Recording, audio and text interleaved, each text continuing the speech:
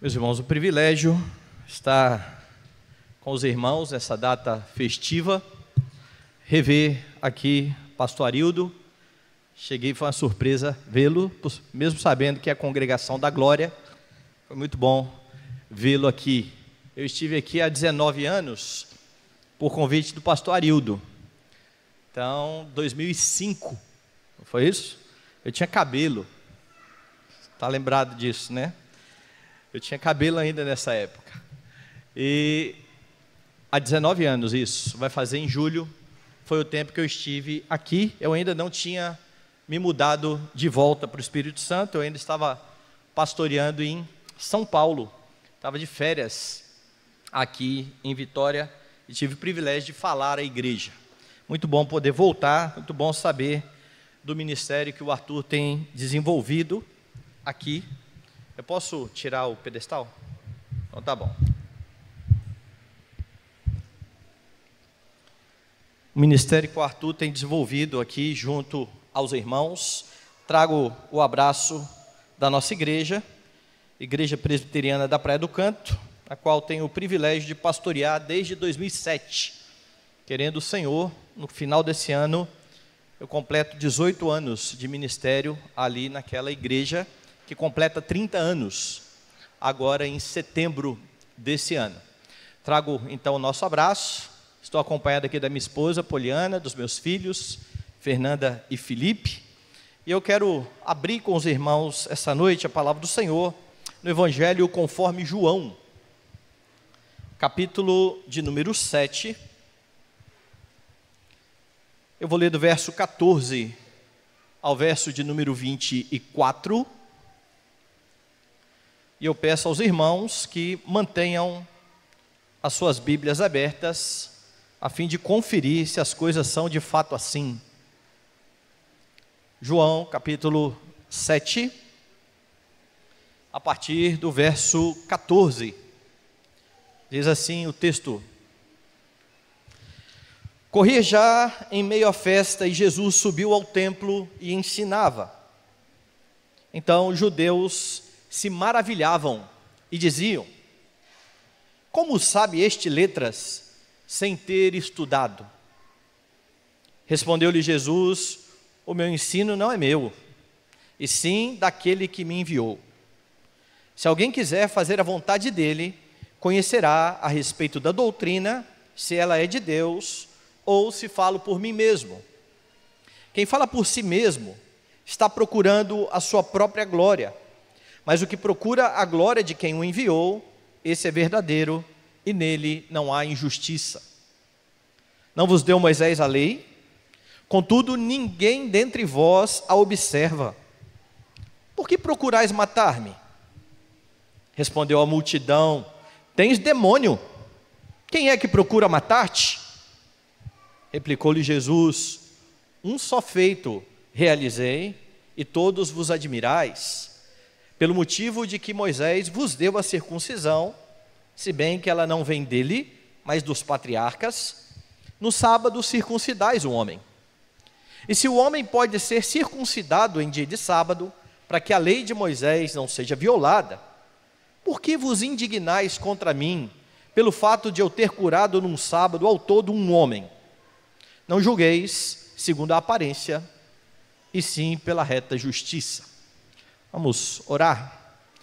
Amado Senhor e Salvador, nós exaltamos o Teu nome e agradecemos o privilégio de nos reunir mais uma vez nessa noite em Tua presença, pela mediação de Cristo, na certeza de que o Senhor aceita a nossa adoração, o nosso louvor, não porque mereçamos, não porque, ó Deus Santo, tenhamos algo para oferecer a Ti de nós mesmos, mas porque Cristo se deu por nós, como oferta perfeita, e em nome dEle nos apresentamos na Tua presença.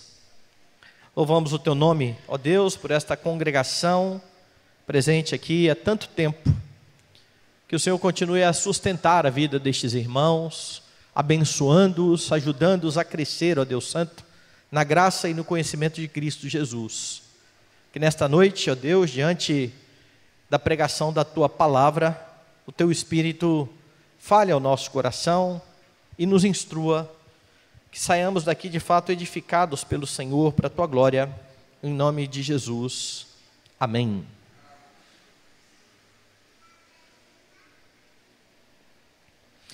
Meus irmãos, uma igreja precisa estar fundamentada na palavra do Senhor. Foi lido aqui durante a liturgia o texto em que Paulo enfatiza bastante a questão da pregação da palavra de Deus, dizendo que a fé vem pela pregação e a pregação pela palavra do Senhor. Se uma igreja quer permanecer fiel na presença do Senhor, ela precisa ter os seus olhos bem fitos na palavra de Deus. E então, quando eu pensava na mensagem que eu traria aos irmãos nessa noite, me veio à mente exatamente esse trecho do Evangelho de João, em que Jesus está aqui em mais uma controvérsia com os judeus. O Evangelho de João, ele é escrito para fortalecer a fé dos crentes. João vai registrar aqui vários milagres e vários sinais da parte de Jesus, com o objetivo de que pessoas venham a crer, a depositar a fé em Cristo e assim serem salvas. O anúncio do Evangelho por parte de João é a pregação da palavra de Deus, é o ensino da palavra de Deus. E é importante você entender o que está acontecendo no contexto em que Jesus se encontra nesse momento. João, ele começa o seu evangelho bem diferente dos sinóticos, porque se você tem em Mateus e em Lucas, por exemplo, uma genealogia de Jesus, mostrando de onde ele veio, João não tem essa preocupação. João tem uma preocupação bem clara, ele quer mostrar Jesus como o próprio Deus, o verbo que se fez carne, habitou entre nós e vimos a sua glória como do unigênito do Pai. Essa é a grande preocupação de João. E é por isso que muitas vezes, aqui no Evangelho de João, você vai perceber as palavras de Jesus atribuindo a ele mesmo divindade, dizendo: eu sou o pão da vida, o que muitas vezes despertou a fúria dos homens que o ouviam. Em vários momentos você vai ver Jesus no meio de controvérsias. Se você lembrar aí das suas leituras da Escritura, no capítulo de número 5, Jesus curou um paralítico. E você precisa lembrar dessa história para entender o que está acontecendo lá no capítulo de número 7. Aqui Jesus está curando um homem, e ele faz isso num dia de sábado. Depois ele explica a sua missão. No capítulo 6 ele multiplica pães e peixes, acontece outro sinal, ele anda sobre o mar, se apresenta como o pão da vida, um discurso que vai levar mais uma vez os judeus a murmurarem, a ficarem com raiva daquilo que eles estão ouvindo da parte de Jesus. E então, no capítulo 7, você tem os próprios irmãos de Jesus incrédulos diante dele. Se você olhar o versículo 1 do capítulo 7, ele vai dizer o seguinte: passadas estas coisas, Jesus andava pela Galileia, porque não desejava percorrer a Judeia, visto que os judeus procuravam matá-lo. Jesus não tinha medo da morte, ele veio para morrer, ele veio para se entregar, a fim de cravar na cruz a culpa do seu povo. Mas o momento ainda não havia chegado, e é por isso que diante da perseguição destes homens, Jesus, ele não vai encontrar nesse momento a morte. Os homens querem matá-lo e ele procura ficar oculto nesse momento. E então, se você olhar o verso 3, os irmãos dele vão dizer: olha, deixa esse lugar, vai para a Judeia, para que também os teus discípulos vejam as obras que fazes. Por que eles estão mandando Jesus para lá? O verso 2 nos instrui a respeito disso. A festa dos judeus, ou seja, a festa dos tabernáculos, estava próxima. Esse era o momento, uma das festas em que todo judeu deveria ir até o local da adoração. E então os irmãos estão dizendo: você não faz sinais, você não faz milagres, vá lá, se mostre a todo mundo, e então as pessoas irão crer naquilo que você está dizendo. No verso 4, eles enfatizam: porque ninguém há que procure ser conhecido em público e contudo realize seus feitos em oculto. Se fazes estas coisas, manifesta-te ao mundo. Se é verdade esses sinais que você faz, mostra para todo mundo. Mas ainda não é o momento. João explica um pouco mais: pois nem mesmo os seus irmãos criam nele.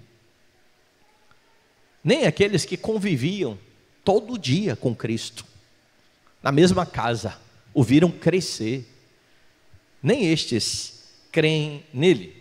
E então Jesus vai dizer: olha, o meu tempo ainda não chegou, o vosso sempre está presente, não pode o mundo odiar-vos, mas a mim me odeia, porque eu dou testemunho ao seu respeito de que as suas obras são más. Subi vós outros à festa, eu por enquanto não subo, porque o meu tempo ainda não está cumprido. Jesus está mostrando: olha, todos estes me odeiam, o mundo me odeia, eu denuncio o pecado do mundo, então podem ir para a festa. Vocês vão até a festa dos tabernáculos, e eu vou ficar aqui por enquanto, não é chegado o meu tempo. Mas Jesus é um bom judeu. Jesus não descumpriria a lei. Jesus não deixaria de atender a convocação do Senhor para estar presente na festa dos tabernáculos. E é por isso então que no verso 9 você tem: disse-lhe Jesus estas coisas, continuou na Galileia.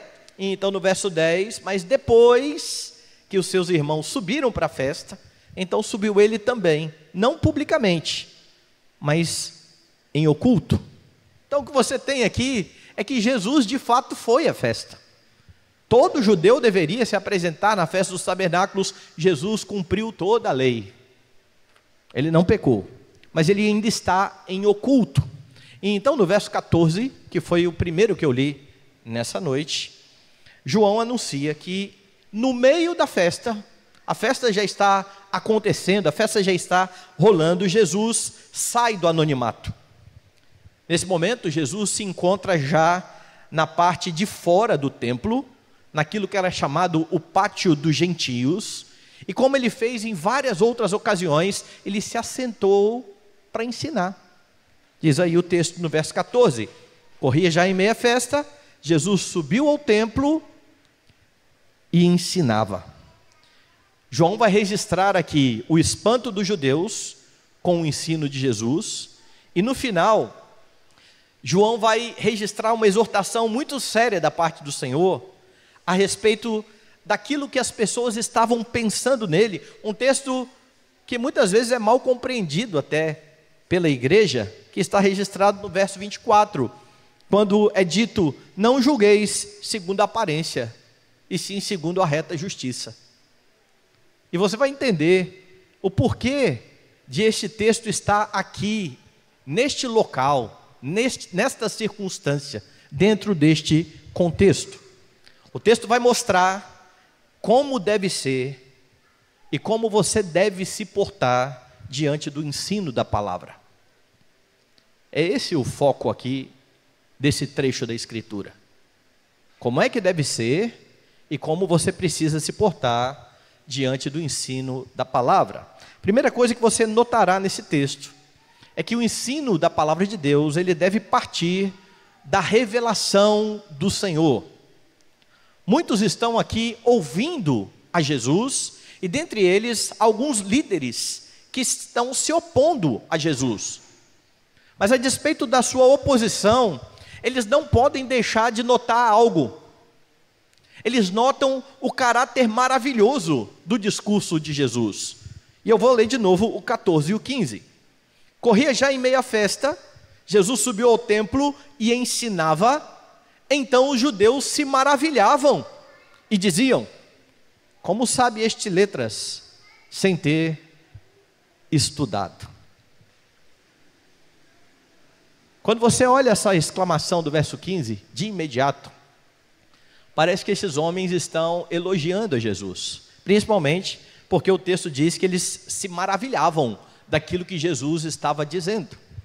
Entretanto, o que estes homens estão fazendo neste momento é uma grande crítica, é uma afronta a Jesus Cristo. Quando eles veem Jesus ensinando, eles de fato percebem como é maravilhoso este ensino, mas eles estão se opondo ao Senhor Jesus Cristo. E a ideia é que eles estão dizendo o seguinte: como é que esse homem pode saber doutrina se ele nunca passou por uma escola de rabino? É essa a ideia. Veja de novo o texto. Como sabe este letras sem nunca ter estudado? Eles estão tentando desacreditar o ensino de Jesus, porque as pessoas estão ali em volta, as pessoas estão ouvindo, as pessoas estão se maravilhando, eles têm ciúmes do ensino de Jesus, e então eles tratam de dizer: olha, não deem ouvidos a este homem não sabe do que fala, como é que ele vai saber doutrina?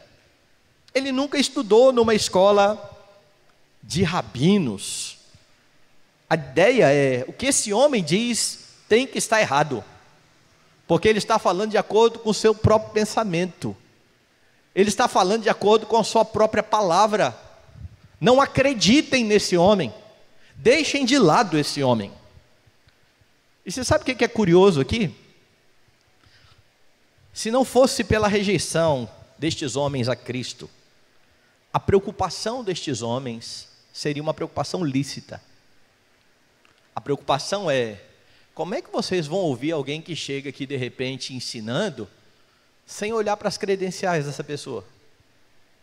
Imagine alguém chegar de supetão aqui na igreja, e no domingo à noite, chega para o pastor Arthur e fala assim: eu queria ensinar a igreja essa noite. Ninguém nunca viu essa pessoa, ninguém sabe de onde veio essa pessoa. O que essa pessoa vai acreditar? Ela estudou, ela não estudou, ela sabe a escritura, ela simplesmente chega aqui e começa a ensinar. Parece que é uma preocupação lícita, certo? Dos fariseus. Olha, cuidado com o que vocês estão ouvindo deste homem. Então, em tese, estes homens estão mostrando preocupação com aquilo que é ensinado, mas eles estão julgando de forma errada. Lembra do texto lá no final? Não julgueis segundo a aparência. Eles estão julgando segundo aquilo que eles podem ver. Não é possível que isso esteja certo. Esse homem nunca estudou. Esse é o julgamento. Meus irmãos, a rejeição está se dando aqui por Jesus não ter passado numa instituição oficial e não por aquilo que Jesus estava falando. E a resposta de Jesus te ajuda a compreender isso. Veja o verso 16 e o verso 17. Respondeu Jesus: o meu ensino não é meu, e sim daquele que me enviou. Se alguém quiser fazer a vontade dele, conhecerá a respeito da doutrina, se ela é de Deus ou se eu falo por mim mesmo. Porque essa é a acusação. Esse homem não estudou a doutrina, ele não sabe a doutrina.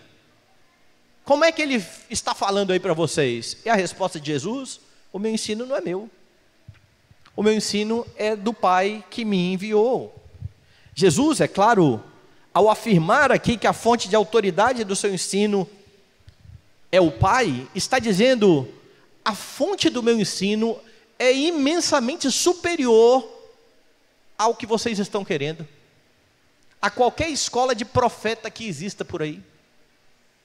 O meu ensino vem direto do meu Pai, porque Jesus está sendo anunciado no Evangelho exatamente como aquele que mostra Deus aos homens.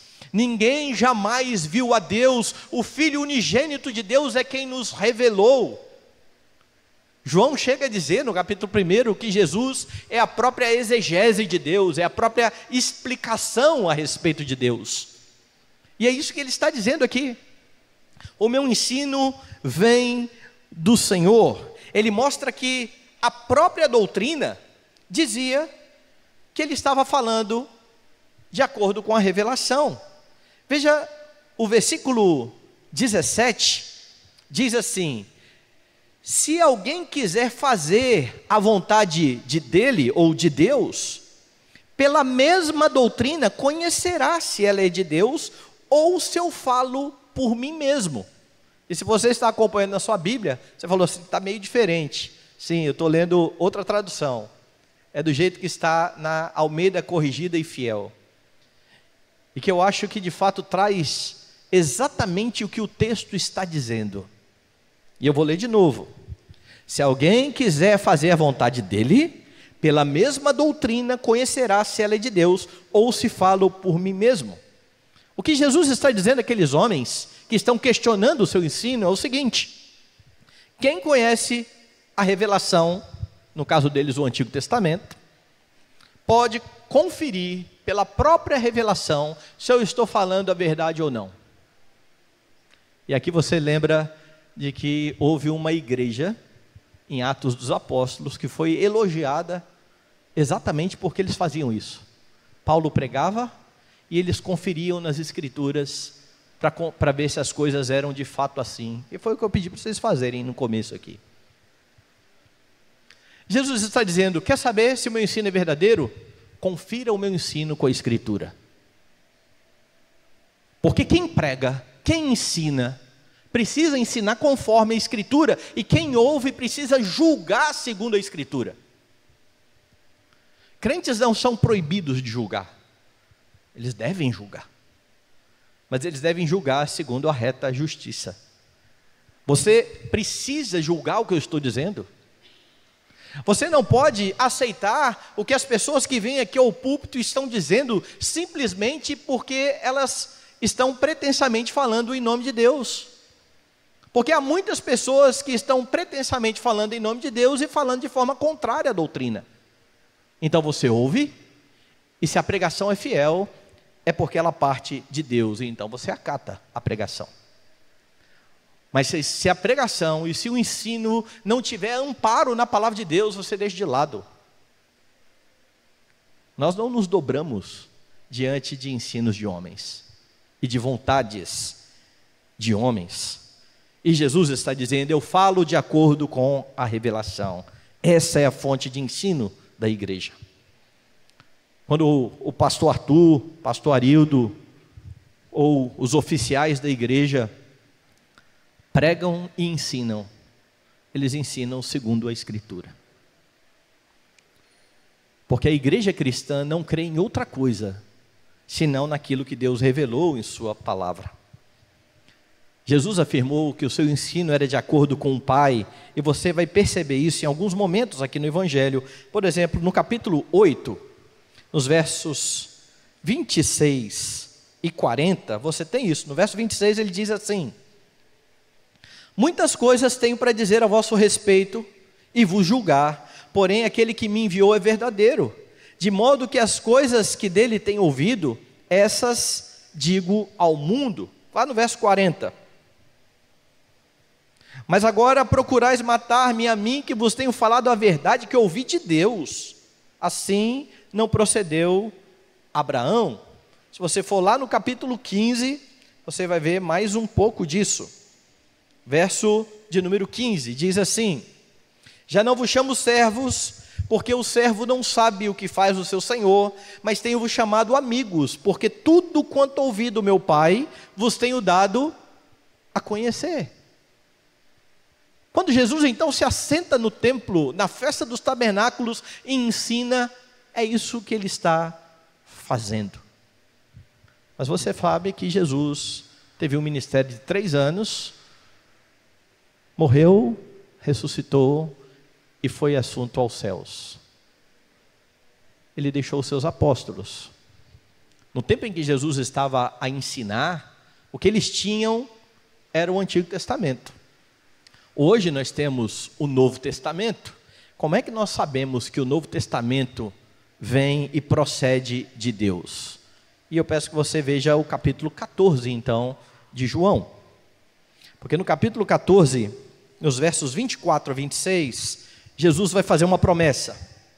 Ele vai dizer assim: quem não me ama não guarda as minhas palavras, e a palavra que estáis ouvindo não é minha, mas do Pai que me enviou. Isto vos tenho dito estando ainda convosco. Mas o Consolador, o Espírito Santo, a quem o Pai enviará em meu nome, esse vos ensinará todas as coisas e vos fará lembrar de tudo o que vos tenho dito.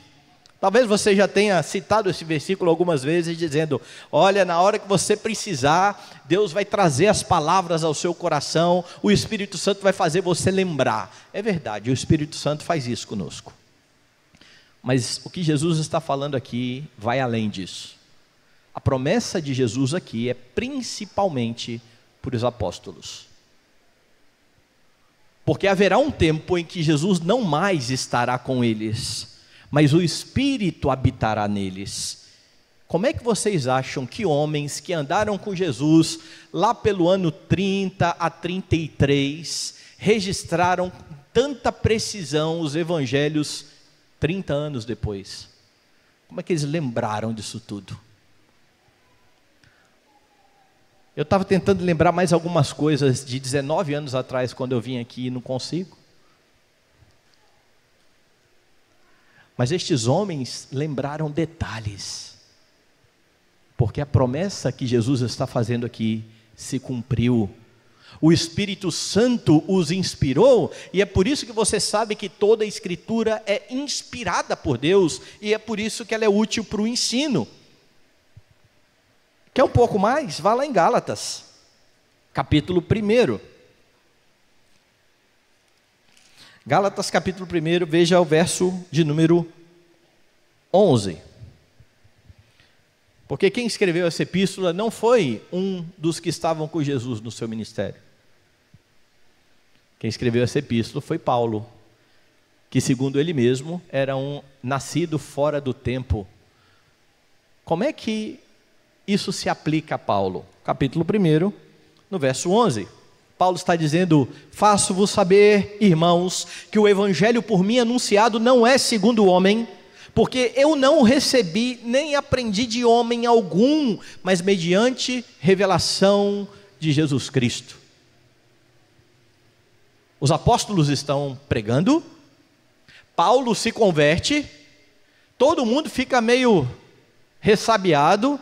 Que negócio é esse? Esse homem violento que persegue a igreja, ninguém quer receber Paulo. E de repente, passam alguns anos, esse homem é o principal doutrinador da igreja. Como é que ele pode fazer isso? Ele afirma aqui que o seu evangelho, aquilo que ele pregava, foi dado mediante a revelação de Jesus Cristo. Então tudo aquilo que você tem também no Novo Testamento foi revelado pelo Pai. O que Jesus pregou lá na festa dos tabernáculos, que era do Antigo Testamento, e o que você ouve hoje pregado dos púlpitos do Novo Testamento, tudo isso é autoridade de Deus para a igreja, e a única fonte de autoridade para a igreja. E quem não fala de Gênesis a Apocalipse, não fala segundo o Senhor, não fala conforme a vontade do Senhor. Hoje você não tem mais revelações extrabíblicas. Hoje você tem a pregação da palavra de Deus, que quando é fiel, é o próprio Cristo, o profeta, falando à igreja. E é por isso que você ouve e acata. E é por isso que é importante você julgar o que você ouve. Porque pode ser que você ouça algumas coisas que venham do púlpito que não agradem os seus ouvidos, que vão impelir você a uma mudança de vida, e você vai querer rejeitar de imediato, mas se você comparar com a Escritura, e chegar à conclusão de que as coisas são de fato assim, você não tem autorização para não dar ouvidos. Você precisa colocar em prática. É por isso que pregadores são chamados a propagar as ideias da palavra de Deus e não as suas próprias ideias. É a palavra que você usa como padrão para aferir o que você ouve, o que você aprende. Então é muito grave quando alguém abre o texto bíblico na igreja e, em vez de expor o que Deus disse, usa o texto bíblico como um pretexto para falar suas próprias ideias. No seminário a gente brincava com isso, dizendo que as pessoas diziam assim: eu já tenho o sermão pronto, só falta um texto. Porque infelizmente, meus irmãos, é isso que você tem em muitos lugares. Pessoas que leem um monte de livro de filosofia deste mundo, com ideias deste mundo, acham interessantes e tentam achar um texto bíblico como um pretexto para falar aquilo que elas aprenderam lá fora e que não tem nada a ver com o Senhor Deus. Isso é muito grave. E quando um pregador faz isso, tanto faz abrir a Bíblia ou abrir um livro de contos da carochinha ou as fábulas de La Fontaine, dá no mesmo. O ensino da palavra de Deus é algo sério. Por vezes, os crentes também erram, semelhante os judeus estão errando aqui. Lembra do questionamento? Como que este homem sabe palavras, sabe a doutrina, se ele não passou numa das nossas escolas? E às vezes, os crentes, em vez de usar a Escritura para avaliar o ensino, vai dizer assim para o pastor Arthur: o senhor está falando desse negócio aqui, mas tem um pastor lá no YouTube, fulano de tal, que é doutor, estudou lá nos Estados Unidos, que diz o contrário. E daí? Isso não quer dizer nada. Eu tive professores que estudaram fora e que falaram besteira, porque não falavam conforme a palavra de Deus, mas como filosofias humanas. Você não se fia onde a pessoa estudou. Não é isso que você usa para aferir o ensino. Ah, o pastor fulano, beleza, é porque ele é do seminário tal, ele já fez doutorado, ele já fez mestrado. Não vá nessa. E com isso eu não estou dizendo que isso é ruim, tá? Eu acho que é importante você estudar, ter mestrado, ter doutorado. Não tem problema nenhum ter isso. O problema é quando você acha que aquele que tem mestrado e doutorado está falando a verdade e às vezes não quer dar ouvidos àqueles que pregaram fielmente, porque eles não têm tanta graduação daquele jeito. Porque é isso que estes homens estão fazendo com Jesus. Como é que esse homem está falando a doutrina se ele não passou nas nossas escolas? Instituições, meus irmãos, e títulos não são um problema, mas também não garantem por si só que aqueles que se formam nessas instituições vão expor a palavra de Deus com fidelidade. Mas para você saber isso, você precisa guardar a palavra no coração, a fim de julgar a pregação. E é isso que eu espero que vocês estejam fazendo agora, ouvindo e conferindo para ver se as coisas são de fato assim.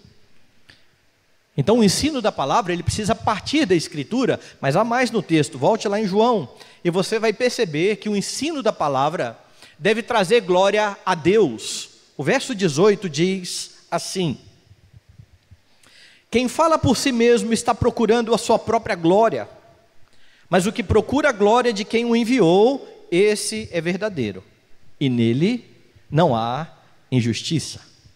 Veja, Jesus já disse: o meu ensino veio do meu Pai. Eu falo de acordo com aquilo que eu aprendi do meu Pai. Agora ele adverte, dizendo o seguinte: quem comunica suas próprias ideias, em vez de ensinar aquilo que Deus revelou, não está preocupado com a glória de Deus, está preocupado com a sua própria glória. Está preocupado com o seu próprio nome.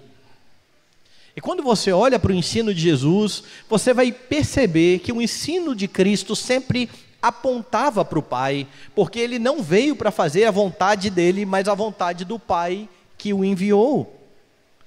O que Jesus está dizendo aqui é que se ele fosse apenas um profeta independente, um profeta que chegou de uma hora para outra e que está falando as suas próprias ideias, ele não ia pregar segundo a vontade do Pai, ele não ia glorificar o Pai, ele ia trazer glória para si mesmo. Há muitos homens em busca de glória para si mesmos, mas Jesus não. A pregação dele demonstrava a verdade do seu ofício como profeta. e a verdade daquilo que ele ensinava. É por isso que ele pôde dizer: eu sou a verdade. E ao mesmo tempo dizer: a minha palavra, ou a palavra do Senhor é a verdade. Com isso, você sabe o que Jesus está fazendo? Ele está virando o jogo aqui. Porque aqueles homens estão vendo Jesus ensinar no templo e dizendo: que negócio é esse? Vocês vão ouvir esse homem que não passou numa escola de profeta, que está pregando a sua própria ideia? Jesus está falando: olha só, eu falo de acordo com meu Pai. Quem procura a sua própria glória, esse não está falando de acordo com a vontade do Pai. Se você abrir a sua Bíblia em Lucas, você vai perceber o porquê de Jesus estar dizendo isso. Lucas capítulo 20.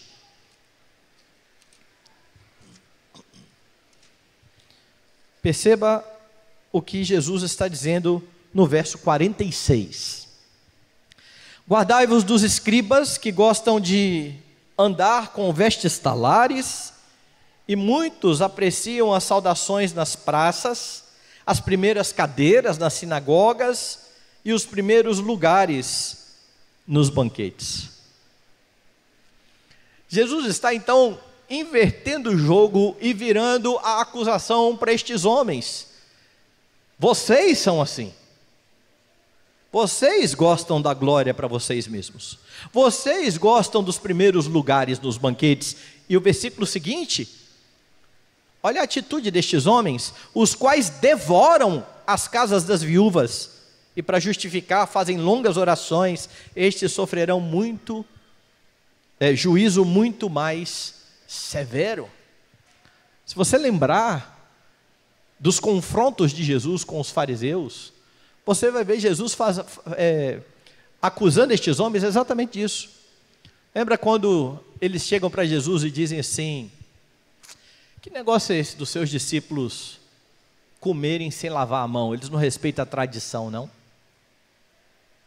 E Jesus então diz: olha, e vocês, que por causa da tradição de vocês, que foi inventada por vocês, que a Bíblia não fala que tem que ficar lavando a mão toda hora, fala comer, vocês desprezam a lei, porque vocês dizem aí: olha, aquilo que o meu pai e minha mãe poderiam aproveitar de mim é corbã, é oferta ao Senhor, e então vocês quebram o mandamento. Sabe o que estava acontecendo ali?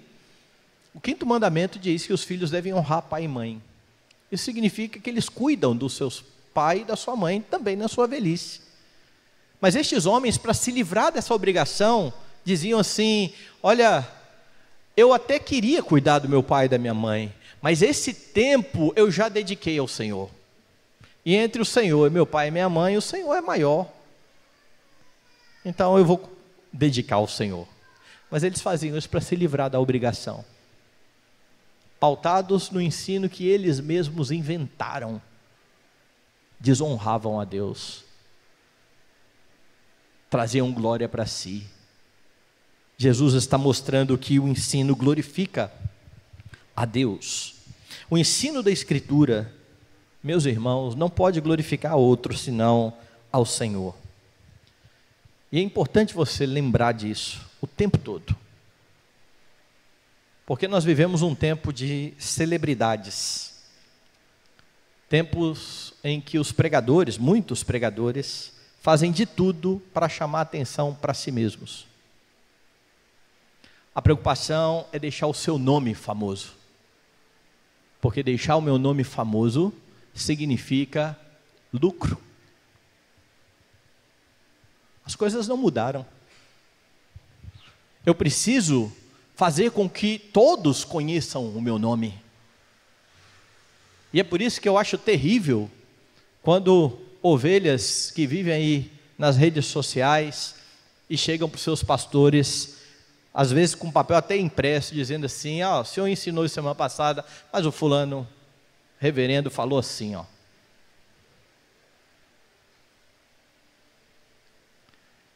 E eu vou falar uma coisa que é a minha convicção. Quando alguém prega e as pessoas lembram mais do pregador do que de Cristo, essa pessoa fez um péssimo trabalho. E às vezes acontece muito. Sabe o reverendo fulano, e fala do reverendo fulano, e quer tirar foto com o reverendo ciclano. Eu fui numa igreja e eu estava de férias e foi terrível, porque a aula foi muito boa de um pastor, terminou a aula do pastor, o pastor que era o pastor da igreja que convidou o pregador de fora, disse assim: façam uma fila aqui para tirar uma foto com o reverendo fulano agora. E o reverendo fulano tinha terminado a pregação dele com um texto sensacional, que é a fala de João Batista dizendo: convém que ele cresça e que eu diminua. E ele acabou de falar isso, sentou e o pastor convidou: faça uma fila aqui, tire a foto com o reverendo fulano, bote lá no seu Instagram, hashtag. Ele não entendeu a mensagem. Mas nós estamos criando celebridades, andando atrás das celebridades, colecionando foto com as celebridades. E às vezes a vida não está ficando mais piedosa, porque o ensino não está sendo aprendido, não está sendo guardado no coração a palavra, não está gerando uma vida de santidade. Eu lembro que quando eu vim para Vitória, há quase 18 anos, um amigo me falou assim: ô Milton, você está indo para Vitória, lá em Vitória tem uma revista evangélica, que todo mundo lê, você me manda um artigo, que eu vou mandar para essa revista, porque eu conheço o dono da revista, para quando você chegar na igreja, a igreja saber que você não depende dela, você já tem um nome. Eu falei: meu amigo, eu não tenho nome nenhum. Que nome que eu tenho? E por que o meu nome tem que aparecer? Cristo precisa ser exaltado no ensino da palavra. Você precisa sair da igreja amando o seu Senhor, amando o seu Redentor, lembrando o tempo todo que a razão de você ter salvo da ira de Deus foi Cristo Jesus na cruz do Calvário. Mas se você lembra só do nome do pregador, e de como ele é engraçado, e de como ele tem algumas peculiaridades, as coisas não estão indo bem. O ensino precisa glorificar a Deus. Veja, isso não é recente. Paulo condenou os falsos mestres, exatamente por isso. Veja lá na segunda carta aos Coríntios, no capítulo 10, o que Paulo disse dos falsos mestres, e nós estamos aqui ainda no primeiro século da igreja, certo? Verso 12: porque não ousamos classificar-nos ou comparar-nos com alguns que se louvam a si mesmos, mas eles, medindo-se consigo mesmos e comparando-se consigo mesmos, revelam insensatez. Sabe o que é isso aqui? Nada novo debaixo do sol. É isso aqui. Primeiro século. Não chegou no ano 100 ainda da igreja. E já havia homens chamando atenção para si mesmos em vez de apontar para Deus. O ensino precisa glorificar a Deus. Volte em João. O ensino precisa ser colocado em prática. Veja agora os versos 19 e 20. Jesus continua e diz assim: não vos deu Moisés a lei? Contudo ninguém dentre vós a observa? Por que procurais matar-me? Respondeu a multidão: tens demônio. Quem é que procura matar-te?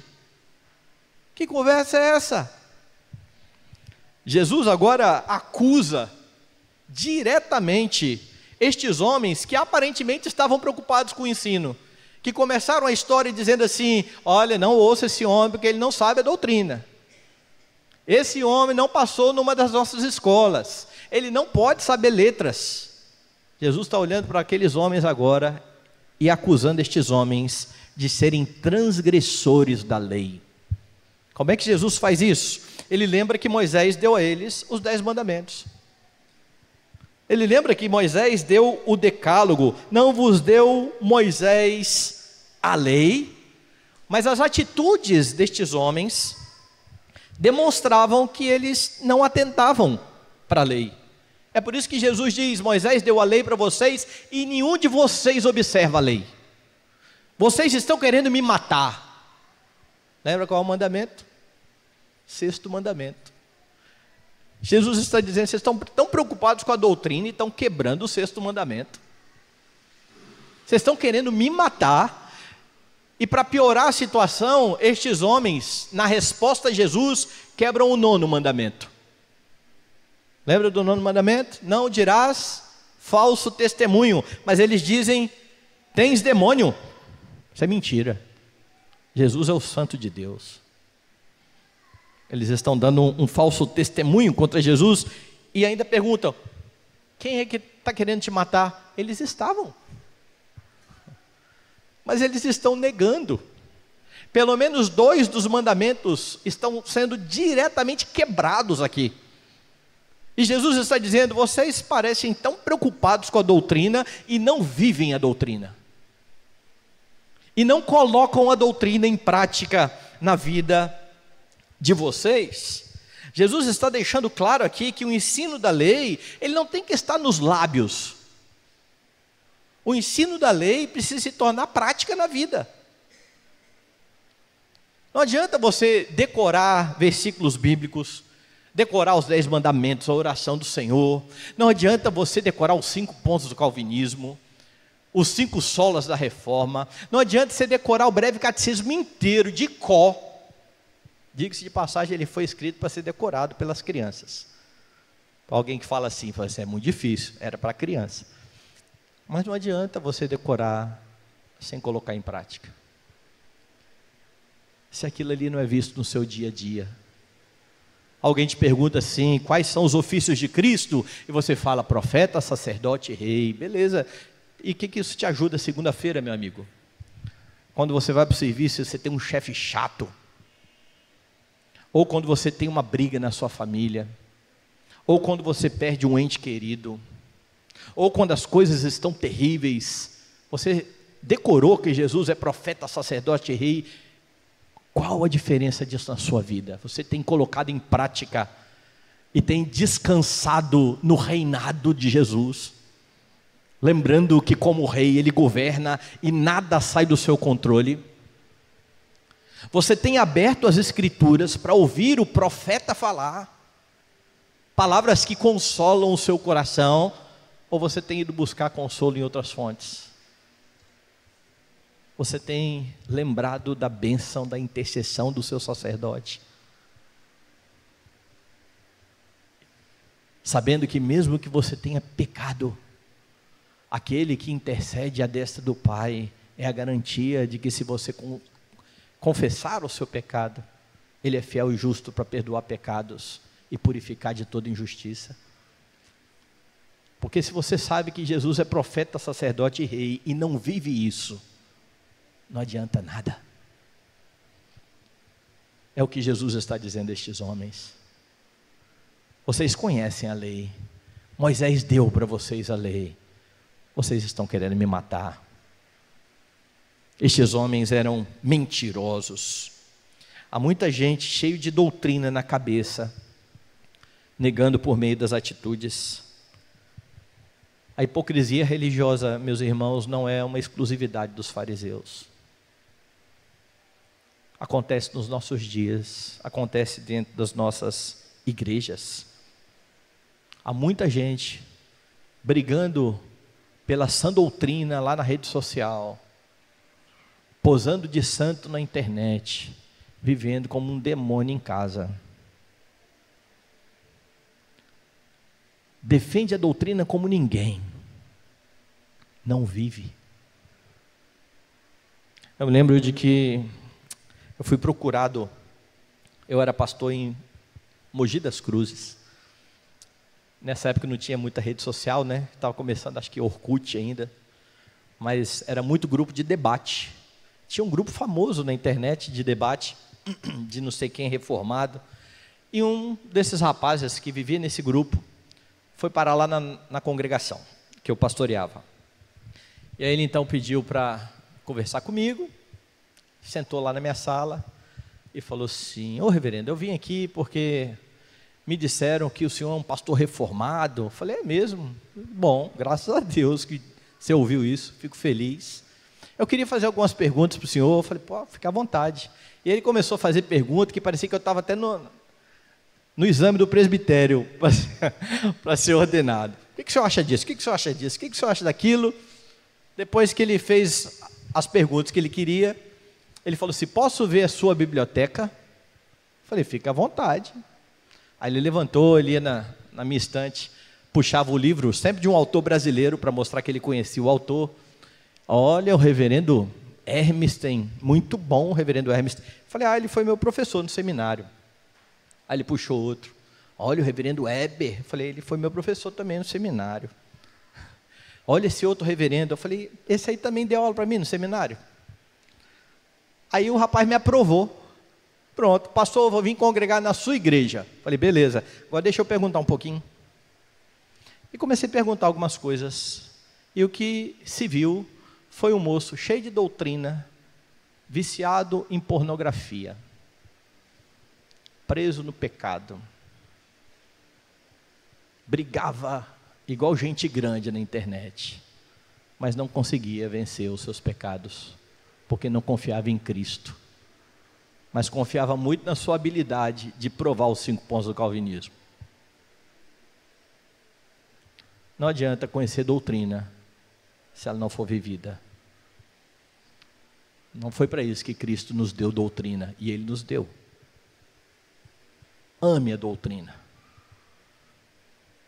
Mas o ensino da doutrina precisa você levar de joelhos aos pés de Cristo, dando glória ao Senhor. Se você lembrar da Epístola aos Romanos, do capítulo 1 até o capítulo 11, o que você tem é só doutrina. A doutrina da queda, a doutrina da união com Cristo, a doutrina da predestinação. Só tem isso, doutrina, doutrina, doutrina. Você lembra como termina o capítulo 11? Ó profundidade da riqueza, tanto da sabedoria como do conhecimento de Deus. Quão insondáveis são os seus juízos, e inescrutáveis os seus caminhos. Quem conheceu a mente do Senhor? Quem foi seu conselheiro? Quem primeiro deu a ele para que lhe seja restituído? Porque dele, por meio dele e para ele são todas as coisas. E se a doutrina não leva você a uma declaração de fé dessas, você está perdendo tempo. Você está se enganando. O ensino da palavra de Deus precisa ser colocado em prática. Um conhecimento bíblico que não leva a uma vida de piedade diante de Deus e de um bom testemunho diante dos homens, vai servir para te condenar. Porque a quem muito é dado, muito será cobrado. Fuja da hipocrisia religiosa. Aprenda da Escritura. Sugue aí dos seus pastores, pergunte, questione, queira saber a doutrina, mas viva. Para a glória de Deus. Não honram a Cristo aqueles que falam e não fazem. Você precisa amar o Senhor de fato e de verdade. Por último, meus irmãos, o ensino da palavra de Deus deve refutar o legalismo. Dê uma olhada nos versos 21 a 24. Replicou-lhe Jesus: um só feito realizei, e todos vos admirais. Pelo motivo de que Moisés vos deu a circuncisão, se bem que ela não vem dele, mas dos patriarcas, no sábado circuncidais um homem. E se o homem pode ser circuncidado em dia de sábado, para que a lei de Moisés não seja violada, por que vos indignais contra mim, pelo fato de eu ter curado num sábado ao todo um homem? Não julgueis segundo a aparência, e sim segundo a reta justiça. Aqueles homens diziam: você tem demônio, quem que quer matar você aqui? E então Jesus escancara de vez aqui o legalismo daqueles homens. E o que é o legalismo? É a tentativa de se justificar pela lei. Eu vou cumprir a lei nos mínimos detalhes para ser salvo. E é por isso que eles brigavam, dizendo: os seus discípulos comem sem lavar as mãos, confundindo a tradição deles com a lei deles. E tinha que nos mínimos detalhes, cumprir a lei. Eles contavam os passos que deveriam ser dados aos sábados. Eles diziam coisas ridículas. Por exemplo, você pode no sábado colocar água na boca, mas você não pode gargarejar, porque isso é quebrar o sábado. E quem quebra o sábado não vai para o céu. O que Jesus está fazendo aqui com estes homens? Ele volta a falar daquilo que aconteceu lá no capítulo 5. Lembra que eu falei, guarde a cura aqui do paralítico. Jesus chegou lá no tanque e tinha um paralítico, ele curou o paralítico. Qual o problema disso? Era sábado. Sábado. E aqueles homens ficaram irados, porque Jesus curou no sábado. E começaram a acusar o Senhor Jesus, e ele está lembrando isso agora. No dia de sábado, esses judeus, volte aí, capítulo 5, só para você lembrar. Veja o verso 9, do capítulo 5. Imediatamente o homem se viu curado, tomando o leito, pôs-se a andar, e aquele dia era sábado. Verso 18. Por isso, pois, os judeus ainda mais procuravam matá-lo, porque não somente violava o sábado, mas também dizia que Deus era o seu próprio Pai, fazendo-se igual a Deus. É essa história aqui que Jesus está lembrando. Vocês estão aí se dizendo muito crentes, se dizendo muito preocupados com a doutrina, vocês estão querendo me matar, e vocês ficaram irados, porque eu curei um homem no sábado. E ele fala, pense na incoerência disso, porque na lei de Moisés, é dito que se uma criança nascer, ela precisa ser circuncidada no 8º dia. Mesmo que o 8º dia caia no sábado. O sábado é violado para que haja a circuncisão, porque a circuncisão também é a lei. E ninguém tinha problema com isso. Por quê? Porque é a lei de Moisés. E então vem a comparação. Se vocês não veem problema na circuncisão num dia de sábado, por que vocês estão vendo problema na cura de um homem no dia de sábado? Porque o que você pode fazer no dia de sábado? Duas coisas: servir a Deus e servir ao próximo. É isso que você faz no dia de sábado, ou no nosso primeiro dia da semana, já que conforme a nossa confissão de fé, o domingo é o sábado cristão. No domingo, nós amamos a Deus e amamos o próximo. O que é lícito fazer? Amar a Deus e amar ao próximo. E o que Jesus fez no dia de sábado? Amou a Deus e amou o próximo. E os fariseus legalistas, transgressou do sábado. Isso é legalismo. E se eles conhecessem bem a doutrina, eles compreenderiam que o que Jesus fez foi cumprir a lei, foi cumprir os mandamentos, foi fazer o bem a um homem. Aqueles homens não estavam então atentando para aquilo que era permitido pelo próprio Senhor. E então Jesus encerra dizendo o seguinte: não julgueis segundo a aparência, e sim pela reta justiça. Vocês estão me julgando errado, vocês estão me julgando um transgressor, vocês estão me julgando alguém que fala em meu próprio nome, vocês estão julgando completamente errado. Não julguem assim, julguem conforme a reta justiça. Logo, Jesus não está proibindo julgar. Jesus está proibindo o juízo temerário, o juízo que usa a sua régua. Você julga o tempo todo. Na verdade, o padrão para o crente é julgar. Julgue todas as coisas, retenha o que é bom. Esse é o padrão para o crente. Mas você não julga segundo o que você acha. E nós às vezes entramos numa onda terrível de julgar as pessoas segundo aquilo que nós achamos. Às vezes nós nem conhecemos as pessoas, ouvimos dizer, ouvimos falar das pessoas e já julgamos e já taxamos sem conhecer e sem usar as escrituras para o juízo. Meus irmãos, o legalismo é terrível, porque ele mata a misericórdia. Aqueles homens preferiam que o homem tivesse continuado aleijado do que Jesus ter curado no dia de sábado. Isso é terrível. O legalismo leva você a julgamentos errados. Cuidado para não acusar outras pessoas de serem transgressoras da lei, porque elas não fazem como você, porque elas não agem como você. Confira com a Escritura. E se seu irmão está fazendo algo para que Deus seja glorificado, e ele não tem afrontado a Deus e aos mandamentos do Senhor, quando você o julga mal e fala mal, você está julgando, como diz Tiago, o legislador. Você está se colocando no lugar de Deus. Isso é muito perigoso. Cuidado com a forma como você julga. Por vezes os crentes podem se tornar legalistas achando que aquilo que eles fazem é suficiente para a sua salvação. E então eles começam a querer guardar a lei, que deve ser guardada. Deus ordenou os mandamentos, está lá no Salmo 119, para que os cumpramos à risca. É claro que nós não conseguimos cumprir a risca. E é por isso que Jesus veio e cumpriu a risca.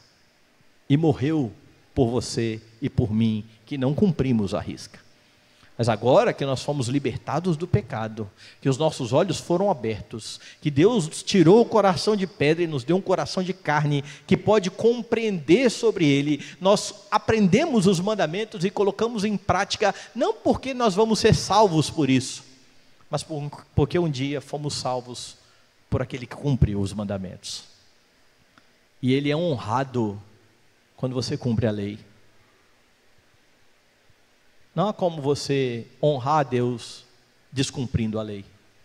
Não há como você honrar a Deus sendo um filho desobediente. Está lá no 5º mandamento. Não há como você honrar a Deus tendo ódio por algum irmão, porque segundo Jesus, assassinato não é só matar. Aquele que se ira sem motivo e chama o irmão de tolo, já quebrou o mandamento. Não adianta você dizer que ama ao Senhor Deus e cobiçar mulheres aqui na sua mente, adulterar na mente. E tudo aquilo que Jesus mostrou no Sermão do Monte e de como nós quebramos a lei no coração. O nosso esforço é para honrar a Deus, vivendo de modo digno do Evangelho, e você tem condições se você está unido a Cristo. Foi isso que Paulo ensinou aos romanos. A solução então para o legalismo é o ensino correto da Escritura.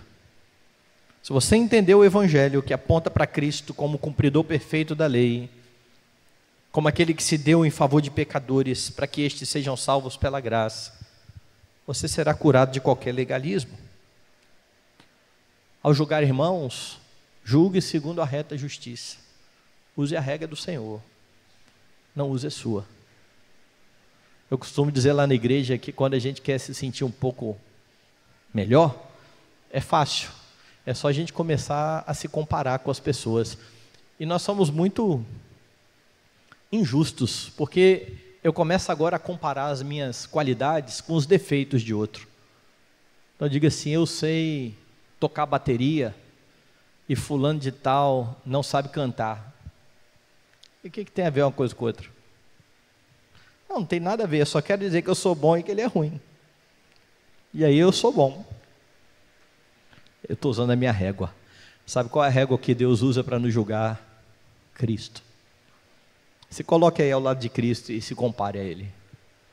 E veja no que você é melhor do que Ele.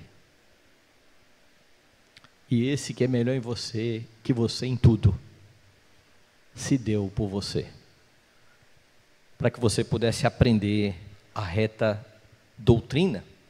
E é na Escritura que você entenderá o que é e o que não é pecado, o que honra e o que não honra a Deus, não são as suas preferências pessoais. O texto então mostra como é que deve ser o ensino da palavra e como você deve se portar. O ensino parte da revelação. Então não aceite nenhum ensino, nenhum dogma, nenhuma doutrina que não esteja na Escritura. Pastor Arthur falou aqui, você achou esquisito, você pergunta assim, pastor, está onde na Bíblia esse negócio? E ele vai te mostrar. Porque pelo que eu conheço o Arthur, ele é um pregador da verdade. Então pergunte. E se ele te mostrar, ainda que você não goste do que ele está ensinando, se dobre a isso. Peça a Deus que te dê graça, para que você coloque em prática aquilo que você tem ouvido. O ensino deve glorificar a Deus. Fuja de pregadores personalistas que se preocupam mais com o seu nome e com a sua fama do que com a glória de Deus. E ao aprender da palavra de Deus, não faça para ganhar debate, faça para ser santo e para dar glória ao Senhor. A palavra deve ser colocada em prática. Não seja um crente teórico. Você tem o Espírito de Cristo que ilumina o seu entendimento e que o capacita a viver o Evangelho. E o ensino da palavra deve refutar o legalismo. Ao aprender corretamente sobre o Redentor revelado na Escritura, você humildemente viverá para a glória dele, e você poderá resistir ao pecado de achar que tem algum mérito na salvação, de que tem algum merecimento. Você vai ser mais misericordioso e mais justo, mais gracioso com aqueles que estão à sua volta, porque você começará a julgar conforme a reta justiça. Que Deus abençoe a igreja, que a palavra pregada nessa igreja seja sempre fiel e que ela seja sempre colocada em prática para a glória do dono, do Senhor da igreja.